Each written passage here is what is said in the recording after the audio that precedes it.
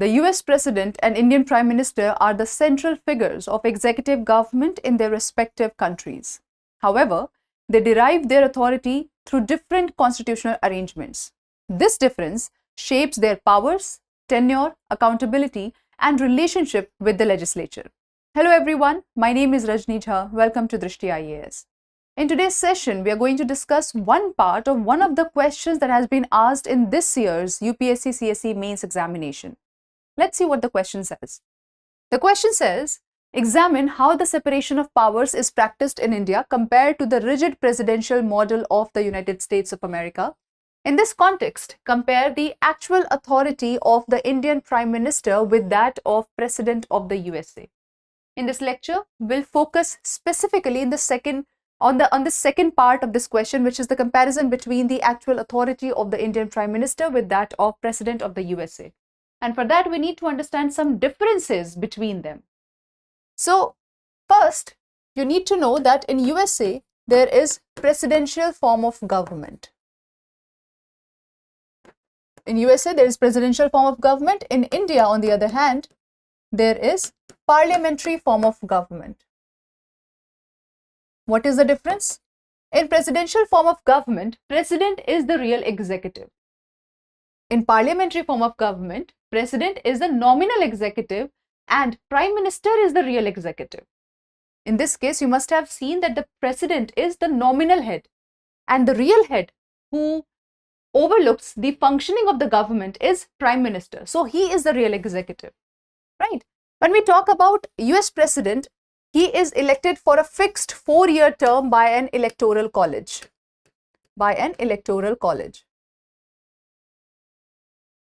Right? And then he can be maximum 2 times elected. So there can be 2 elected terms maximum under the 22nd Amendment.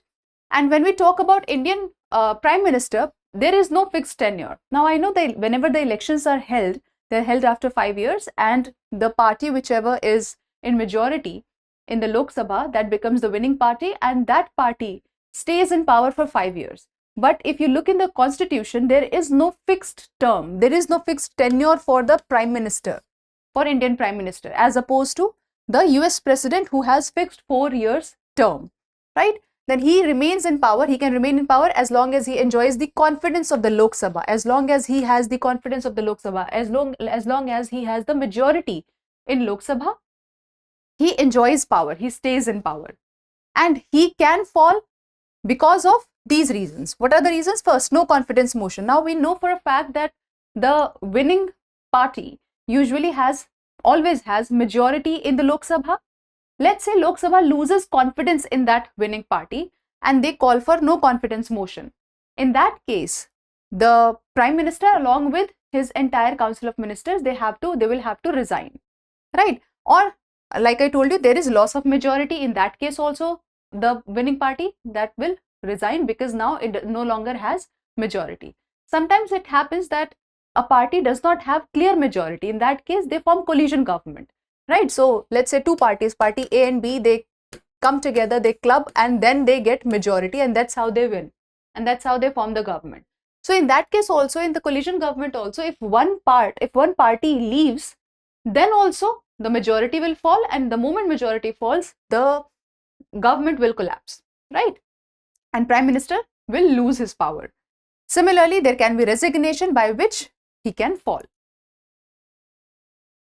Now, the executive legislature relationship. What is the executive legislature relationship? Now, we know that the government has 3 organs, right? There is legislature, then there is executive, and there is judiciary.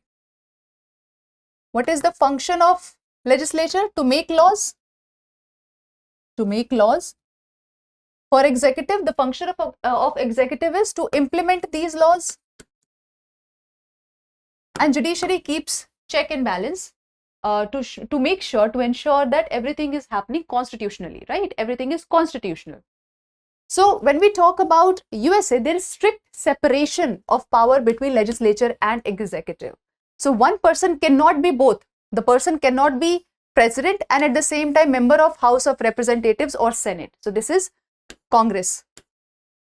So like in India, we have Like in India, we have Parliament, there is Congress, and in India, we have bicameral legislature, right? Bicameral, there are two houses, Lok Sabha and Rajya Sabha. Just like that, there is bicameral legislature in US as well. And under Congress, there are two houses, representatives, House of Representatives and Senate, right? So there is strict separation because president there is the real executive. He has the executive power. So this is the executive, right? So he cannot be a president and at the same time member of House of Representatives or Senate. So there is strict separation between legislature and executive. Whereas when we talk about India, there is fusion. How? Because in India, we know that the winning party is usually from Lok Sabha, right? Is usually from the one of the parliament, one of the houses of the parliament, right? So the prime minister and ministers, they are normally members of the parliament. And according to Article 75 Clause 3, Council of Ministers is collectively responsible to Lok Sabha. What does that mean? That Council of Ministers need to have majority in Lok Sabha. If Lok Sabha says that we do not have confidence in you anymore, then they can call for no confidence motion and then the government will fall. So here we see that even though when we talk about Prime Minister or the ministers, they are a part of the parliament. They are the part of the parliament, right? They are normally members of the parliament. But in case of USA, if we see in USA, the president and members of their parliament, which is Congress, they are different. So the president cannot be a member of the Congress. But in this case, in India, when we talk about prime minister, it's not the case. A person can be a prime minister and is usually also the member of the parliament. So that is another difference between these two settings. Next, can the legislature remove the executive? Now, in USA, Congress cannot pass a simple no confidence motion and remove the president. As I told you, both are completely separate. There is separation of power, complete separation of power. So there, Congress, which is sort of parliament, like we have parliament here, there is Congress. So Congress cannot pass simple no confidence motion and remove the president. That is not possible in USA. But in India, as I told you, in Lok Sabha, what happens that the Prime Minister along with Council of Ministers, they have majority in the Lok Sabha. But if Lok Sabha loses confidence in the winning party, in the majority party, they can pass no confidence motion. And once no confidence motion is passed, they can bring down the government. But that same mechanism is not possible in case of USA. So that is another difference. So you can see in USA, legislature cannot remove the executive. But in India, it is very much possible, right? Then cabinet, when we talk about cabinet in India, Prime Minister appoints the ministers, right? We know that Prime Minister appoints the ministers and ministers run the government. And at the same time, they must retain Lok Sabha's confidence. As I have already told you, if they do not have Lok Sabha's confidence, that would mean that there can be no confidence motion that can be passed and the government would fall. But in case of USA, when we talk about USA, President appoints the cabinet. Now, President appoints the cabinet and the cabinet works completely under the president. And this cabinet is responsible only to the president, not to the Congress, right? This cabinet is responsible only to the president, not to the cabinet. Whereas when we talk about India, the ministers that were appointed, they were appointed by Prime Minister, but Prime Minister along with the Council of Ministers, they are collectively responsible to the Lok Sabha. So if Lok Sabha wants, if the Lok Sabha loses confidence, they can be removed. But here, that is not the case, right? Next, legislative powers. Now, in case of USA, US president can recommend legislation. They have veto bills. They have veto powers. They can issue certain executive orders. They can convene the House, which is Congress, in extraordinary circumstances. They can deliver the State of Union address. So basically, all these things are also done in India. Most of these things are done in India by the president, not by the Prime Minister. But the question that I showed you, that question asked about president versus prime minister. So I'm just telling you here, president versus prime minister. So in India, president here, in this case, in the case of USA, president does all these things. But when we talk about Indian prime minister can influence parliament through a majority government and Congress remains an independent legislature. Here in this case, Congress remains an independent legislature. President and Congress are separate. There is complete separation of power in that case. But in case of India, it is not like that. Indian Prime Minister can influence Parliament. How can they influence Parliament? Because Prime Minister along with the Council of Ministers, they are from the winning party, which are the member of Parliament itself. So they can influence them. But in case of USA, President cannot influence their Congress, right? So in India, Indian PM can influence Parliament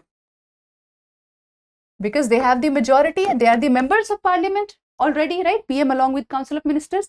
But in case of USA, when we talk about the president cannot influence their house, which is the Congress. The president cannot influence the Congress because there is strict separation of power here. But because there is a fusion here, Prime Minister can influence the Parliament. Now, legislative powers. A PM with a strong Lok Sabha majority can exercise enormous influence. As I've already told you that because in Lok Sabha, the winning party has the majority, right? So Prime Minister along with the Council of Ministers, they are from the Lok Sabha itself and they have their majority here. Because there is majority of the winning party, they can influence legislation, right? They can influence Parliament, so they can influence legislation. But when we talk about US, that is not possible because President is not connected. President cannot influence the Congress. He or she is not connected to the Congress, right? So here in this case in India, Prime Minister will have Council of Ministers and they will have majority in the Lok Sabha. Because they have majority in the Lok Sabha, they can influence legislative agenda. So the majority government can make Parliament politically much more dominant within the legislature, which is not possible in the case of presidential system, right? So the government with a majority can be more politically influential, can be more politically dominant as compared to the presidential system. As you must have seen in presidential system, the president is a standalone power. But when we talk about the parliamentary system, in parliamentary system, the Prime Minister along with the Council of Ministers, along with its majority in the Lok Sabha becomes much more influential, but he is not a standalone power. That is the major difference here. Okay. Next, if we talk about veto power, US President has strong veto, and if Congress passes a bill, President can veto it. We don't need to go in detail about the veto. I'm just telling you a bit of difference, but that is not directly connected to our question. When we talk about the veto power, US has strong veto power. US President has strong veto power, but in India, the veto power is with the President only, right? So it is not there with the Prime Minister, but we are trying to understand the powers of Prime Minister.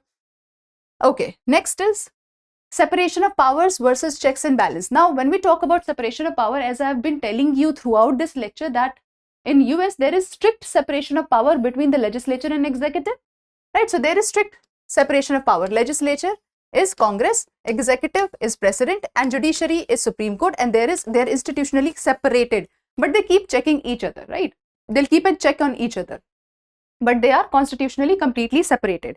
But when we talk about India, in India, we have Supreme Court, which exercises judicial review, constitutional interpretation, protection of fundamental rights. So basically, judicial review is done by Supreme Court. Constitutional interpretation is also done by Supreme Court. For example, under Article 21, there will be right to privacy was the result of constitutional interpretation. So constitutional interpretation is also done by Supreme Court. At the same time, fundamental rights protection is done by Supreme Court by issuing writs, and basic structure review is also done by Supreme Court, right? And when we talk about the judicial review or Supreme Court, whether Supreme Court can review in USA or not, yes, they can review the federal laws, executive action, state laws. So anything that is unconstitutional can be struck down by Supreme Court there as well. So there is a system of check and balance both in USA and in India, right? But there's one basic difference here, and that basic difference is in India, Indian executive is also subject to constitution, parliament and judiciary. What does that mean? As I told you, in India, the executive, that is the Prime Minister and Council of Ministers, they also are responsible to Lok Sabha. So if Lok Sabha loses confidence in them, they will lose power, right? So they have to be answerable to Lok Sabha. So Lok Sabha also keeps a check on them. But in case of USA, that does not happen. The Congress does not keep a check on the executive. The Congress does not keep a check on the president. The president does not have to answer to the Congress, right? So here, Supreme Court is keeping a check on it. There also Supreme Court or Federal Court is keeping a check on it. Apart from that, in India, we also have a system where executive is subjected to constitution, Parliament, and judiciary was anyway there, right? So it is also subjected to Parliament as well. Okay. Next, now let's sum up whatever we have studied so far. So here we saw that in US there is presidential system, in India there is parliamentary system. Their head of state is president. In India, head of state is again president.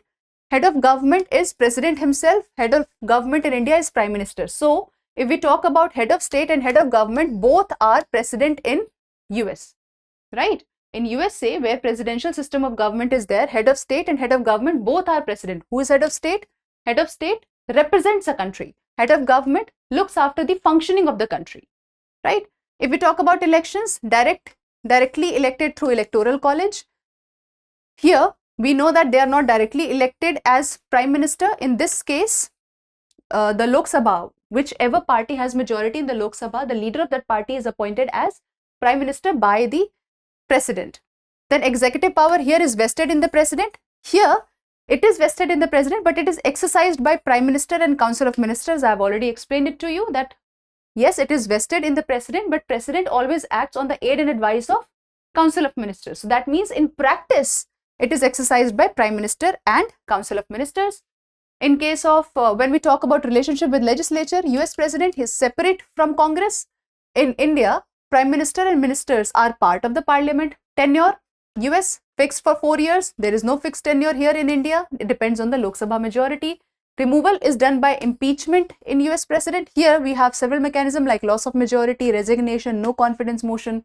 Then when we talk about cabinet in US, it is appointed by president and generally is not the member of Congress. When we talk about India, ministers are normally MPs and they are collectively responsible to Lok Sabha. We have already studied all these. Can legislature can remove executive or not? So in US, Congress cannot remove the president. We have already seen that because there is no simple no confidence motion vote. But in India, it can be done. When we talk about military, then president is the commander-in-chief in US. And here in India, prime minister exercises political leadership over defense through the government. When we talk about veto, US president has strong presidential veto. In India, again, veto is with the president, not with the prime minister. So in this case, separation of power, when we talk about separation of power, in US, it is very strong. When we talk about separation of power, in India, there is fusion of power. There is no strict separation of power, there is fusion of power, right? So there is separation of power between the legislature and executive and judiciary. How? Legislature, executive are fused, but they are separated from judiciary. Okay. Now, why is US president sometimes more powerful? I'm sure you must have guessed it by now. Sometimes he is more powerful because he is both the head of the state and head of the government. He has a fixed tenure. He controls the executive branch. He is the commander-in-chief. He has significant foreign policy powers. He has veto powers. And he, very important, he does not depend on the no confidence motion or confidence motion of the Congress. He does not depend on that, right? So that is why in these cases, he is more powerful. But if we look at Indian Prime Minister, he can be sometimes politically more dominant. When can he be more dominant? When he has large Lok Sabha majority, he can potentially exercise greater control over the entire legislative process itself, which US President cannot. So it really depends on what we are talking about. It really depends on what context we are talking about, right? That will decide who is more politically dominant.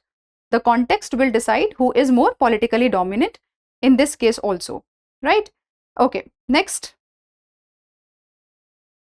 Before we go ahead, so right now there is a very important announcement from 26th August to 30th August. We have lowest price of the year sale, which is festive learning offer, and it is available on all live online courses right now. And this is the lowest price for this rest of the year. After this, the prices will increase. So if you haven't joined us, do join us.